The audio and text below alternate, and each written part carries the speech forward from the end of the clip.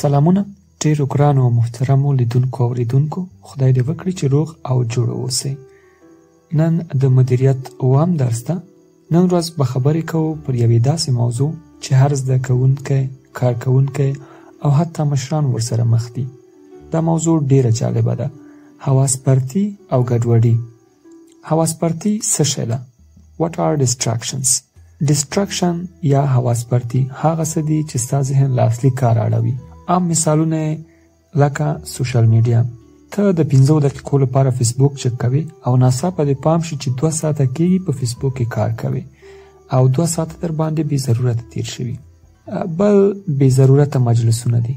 داسې مجلسونه چې هیڅ هدف نه لري او یوازې وخت ضایع کوي. شور یا غږونه، د کور شاوخوا اوازونه یا د موبایل زنګونه، همداسې ځینې نور شیان چې ستاسې تمرکز او هدف ته نه پرېږدي او ستاسې حواس لرې غورځوي. څرنګه تمرکز وساتو؟ How to stay focused. راځئ ځینې ساده خو پیاوړي تخنیکونه وڅېړو. اعلانونه بند کړئ یا هماغه کم نوټیفیکیشن چې دي. هر وخت چې موبایل وغږیږي ذهن دې بدلیږي، ذهن مو بل طرف ته متوجه کیږي. لکه هر کله چې د فیسبوک نوټیفیکیشن راځي، څوک درته زنګ وهي، ټول غیر ضروري اعلانونه بند کړئ. فیسبوک، انسټاګرام او یوټیوب.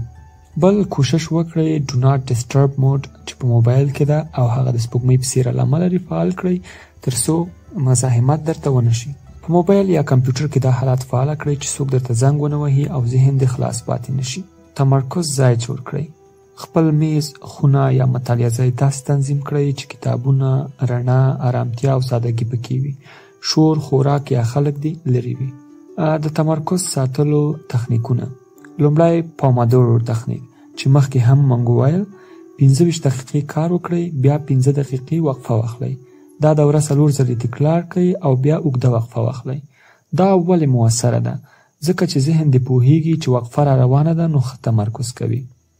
همدارنګه د نن لپاره عملي تمرین. نن ورځ یو تمرکز وخت غوره کړئ. مثلا 10 دقیقې خپل موبایل لرې کړئ، ټول اعلانونه بند کړئ او یوازې یو کار ترسره کړئ. بیا ولیکئ چې څو ځله د ذهن ګډوډ شو، کومو شیانو د تمرکز خراب کړه. په پای کې سبا ته پلان جوړ کړئ چې دا ګډوډي څنګه کنټرول کړئ. په پایله کې حواس پرتي د وخت تر ټولو خطرناک دښمن دی. که ته خپل تمرکز خوندي کړې نو تر نورو 10 چنده زر کار کوي. یوه شیبه تمرکز د ساعتونو بې تمرکزه کار نه ارزښتناک دی. نو نن یو ګام واخلئ، خپل محیط پاک کړئ، موبایل مو بند کړئ او تمرکز ته فرصت ورکړئ. دا د وخت د مدیریت اووم درس و. له توجه څخه مو ډیره زیاته مننه. خپل نیک نظرونه مو له موږ سره شریک کړئ. موږ همیشه ستاسو د نیکو نظرونو پر تمه یو. ښاد او آباد اوسئ.